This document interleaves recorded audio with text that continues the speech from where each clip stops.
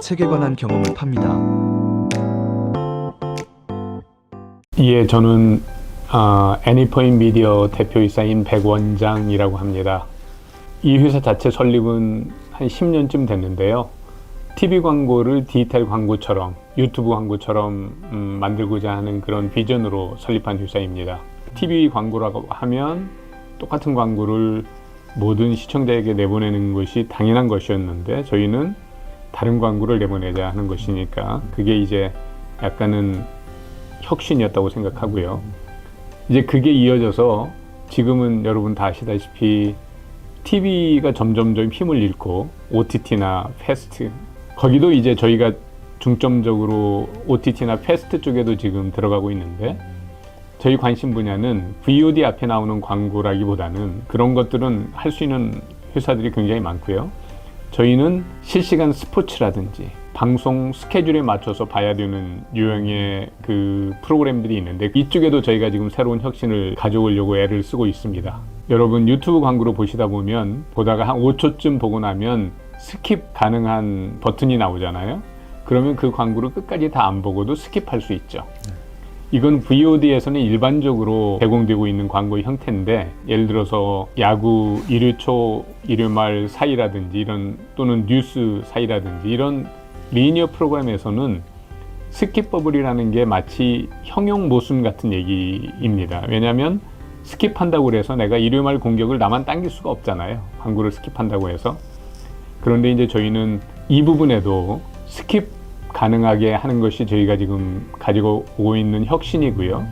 만약에 리니어 중간 광고를 스킵을 한다 하면 어떤 일이 벌어지냐면, 바로 뒤에 있는 광고를 일단 당겨서 재생을 하고, 광고 시간이 변하는 것은 아니기 때문에 남은 시간에 또 다른 광고를 가져와서 집어넣는 형태로 지금 가고 있어서, 이런 유형의 지금 혁신을 OTT나 이 말씀드린 패스트 글로벌 사업자들을 대상으로 지금 마케팅 활동을 하고 있는 그런 회사입니다.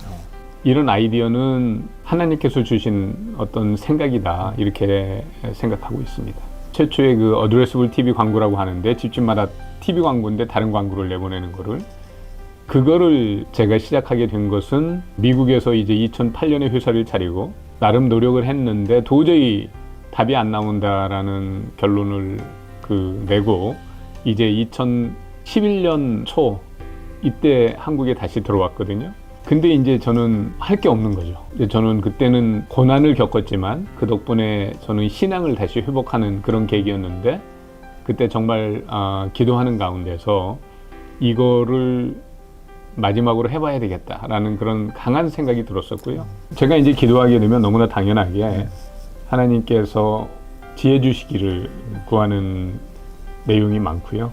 살려달라는 내용이 많고, 왜냐하면 뭐 정말 앞뒤가 꽉꽉 막혀 있고 깜깜하니까 뭘 해야 될지도 모르겠고, 정말 다 이제 버리고 학원 같은데 수학 강사를 해야 되나? 그런 생각을 많이 했죠. 어쨌든 대학에 한 8년 정도 교수로 있다가 그만두고 나왔을 때는 이런저런 야심도 많았을 거 아닙니까? 그런데 결국은 한 10년 고생을 했는데 결과적으로는 모든 것들이 다 제대로 안 되고 실패하고 그런 상황이었으니까 2010년 막 이런 때는 하나님께 매달릴 수밖에 없었고요.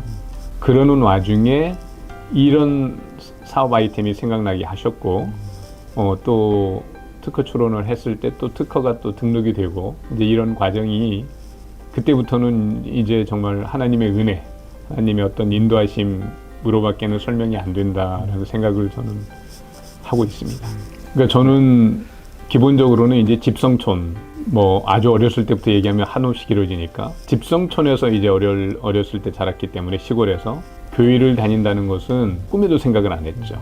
우리 동네 그 옆에 있는 동네에 그 면소재지에 있는 교회를 나가는 가정이 몇 가정이 있었어요. 주일 이제 보면 우리는 들에서 일하고 있을 때 그분들은 양산을 쓰시고 이제 성장을 하고, 왜냐면 교회를 가시는 거니까, 이렇게 가면 그 동네 어른들은 그 예수귀신 간다 그랬어요. 제사를 안 지낸다는 거는 꿈에도 생각을 못하는 그런 마을의 분위기니까.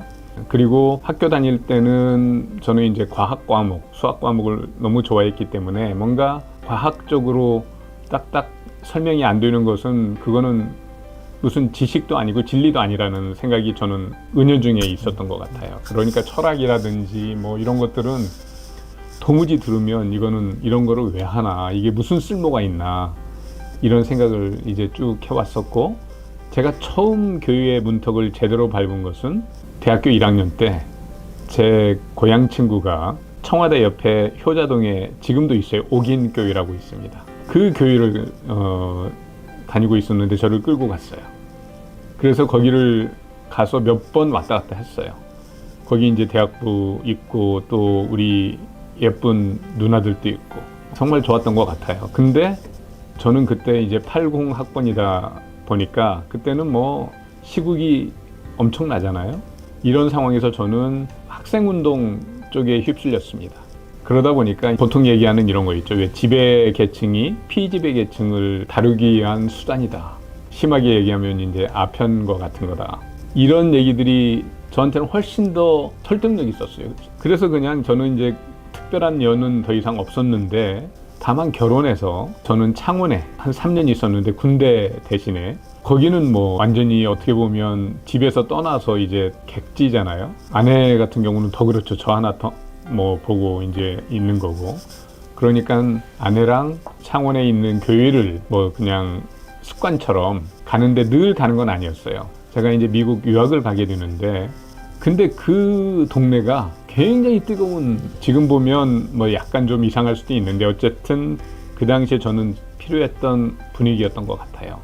제가 공항에 도착하는 그날 당연히 이제 교회에서 어떤 분이 나와서 저희를 픽업하고 미리 저희가 가기 전에 저희 살 아파트니 뭐니 그런 것도 다 교회에서 알아서 구해주시고, 그러니까 어떤 객지에 처음에 뚝 떨어지면 얼마나 외롭고 두렵고 그러겠어요. 그런데 그런 걸 전혀 못 느끼도록 너무나 큰 사랑을 저희한테 베풀어 주셔서 이제 저한테 무슨 논리니 뭐니 하는 거 다 떠나고 이분들의 어떤 사랑이 너무 고마워서 지금 생각하면 우스운 거죠. 교회를 가드려야 되겠다라는 생각이 든 거죠.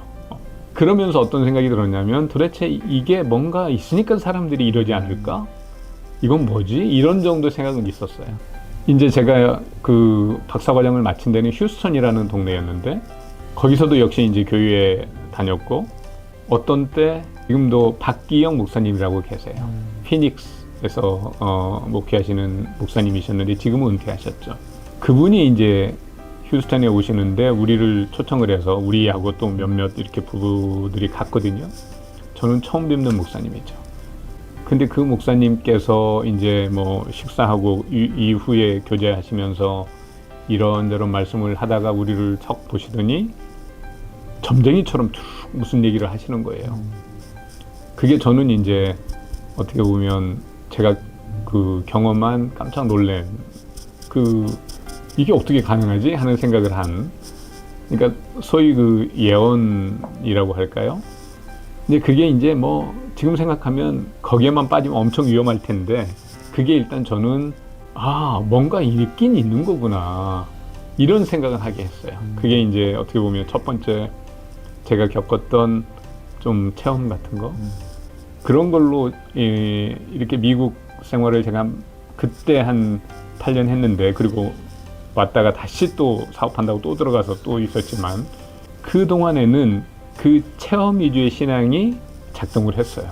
그것만으로도 저는 그냥 지식은 없지만 뭐 성경적인 지식도 없고 이렇지만 그 뒤로도 이제 많은 체험을 했죠. 무슨 뭐 소위 밖에서 얘기하는 방언이니 뭐 이제 이런 것들은 그게 이제 진짜인지 아닌지는 솔직히 저는 지금도 몰라요. 그거는. 그러나 이제 그런 것들은 제가 처음 신앙을 갖게 하는 데는 유익했다. 그런데 한국에 이제 나왔잖아요. 의대 제가 교수로 왔는데 의대 공대가 이제 생기면서 근데 이제 그때부터 문제가 생긴 겁니다. 왜냐하면 여기 오니까 처음에는 술 마시러 다니고 하는 것들이 조금씩 부담이었고, 특히 여자들 나오는 무슨 뭐죠 룸사롱이니 뭐 이런 데 가는 것들이 전혀 저한테는 안 어울렸는데 조금 지나니까 이제 그거를 견딜 만한 어떤 저한테 준비가 안 돼 있더라고요. 제가 경험했던 어떤 약간의 그 초자연적인 것들이 있잖아요. 그것들이 다른 쪽에서도 다 있는 현상이더라고요. 소위 종교 다원주의자들이 얘기하는 것들이 훨씬 더 그럴듯해 보였어요.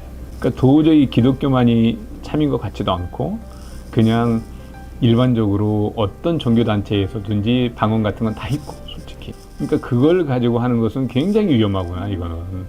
이거는 결코 일반화시킬 수 없는 거구나.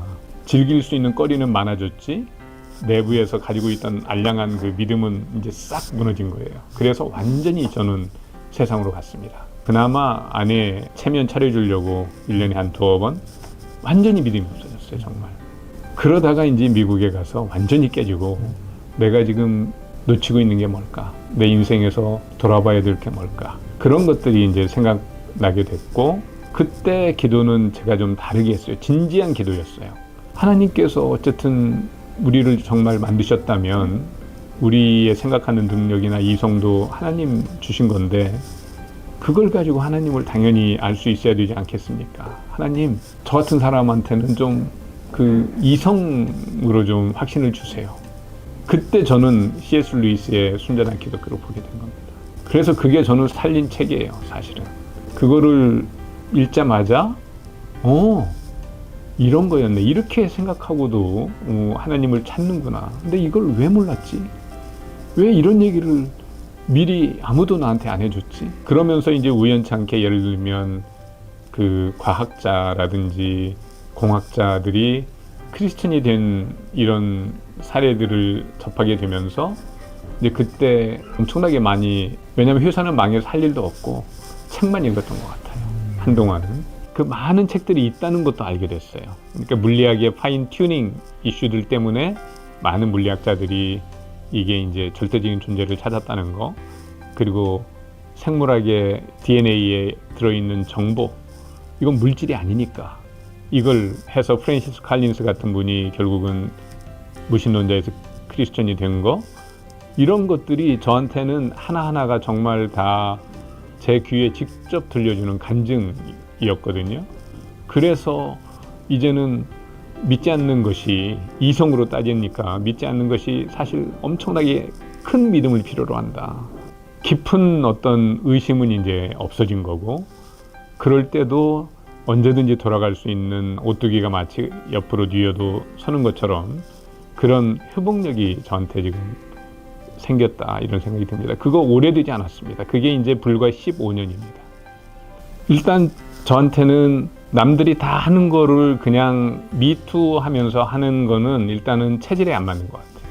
뭐 세상에 없는 혁신을 가져오려는 그런 게 저한테 강하게 있고, 근데 그게 얼마나 어려운 일이겠어요. 그거 제 힘으로는 할 수 없는 건데, 거기에 이제 궁극적인 우리의 롤 모델은 하나님이시잖아요. 그러니까 그거는 기도할 수밖에 없다. 지혜를 주세요. 남들이 보지 못하는 것을 볼 수 있게 해주세요. 그리고 냉정하게 얘기하면 제가 이제 11년 들어왔을 때는 사실은 한 달 한 달이 답이 없었어요. 다음 달 월급을 어떻게 주지? 그런 게 꽤 한 몇 년 동안 계속됐습니다. 그런데 결론만 말씀드리면 급여 한 번도 그렇게 밀려본 적 없고 살아왔잖아요. 이거는 하나님 은혜 아니고는 답이 안 나오는 거예요. 힘들죠. 어떤 때는 이제 좀 기운이 빠질 때 되면 정말 끝간데 없이 이제 나락으로 가긴 하지만 이전하고는 좀 다르다. 그렇다고 한들 어차피 지금 이 모든 것의 배후에 계시는 어떤 절대적인 그분이 계시다는 것은 너무 잘 알기 때문에, 그분 없이는 아무것도 설명이 안 되기 때문에. 예, 책은 뭐 아까 말씀드렸지만 제 인생에 정말 큰 그 전환점을 만들어준 책입니다. 저는 뭐 C.S. 루이스의 순전한 기독교, 주저없이. 예. 그러니까 예를 들면 모두 다 그 책을 편안하게 받지는 않더라고요. 생각보다는. 예를 들면 제 아내만 하더라도 그 책을 읽고 그렇게 특별히 감흥을 못 느껴요. 잘 모르겠대, 무슨 얘기를 하는지. 이게 모두에게 맞는 책은 아닌 거는 맞는 것 같은데, 좀 깊게 생각하시는 분들이라든지 논리가 강하신 분들은 저는 너무나 이거는 좋은 책이라고 생각이 되고, 많은 것도 아닌 것 같아요. 파트 1만 해도, 옳고 그름에 대한 인식만 하더라도 이 부분만이라도 우리 모든 크리스천은 좀 읽고, 이거는 모든 교회가 좀 초기 변증 정도로 모든 교인들에게 한번 쉽게 좀 목사님들이 설명할 필요가 있다, 이런 생각이 듭니다. 구름 책방 정말 좋은 우리 유튜브 사이트입니다.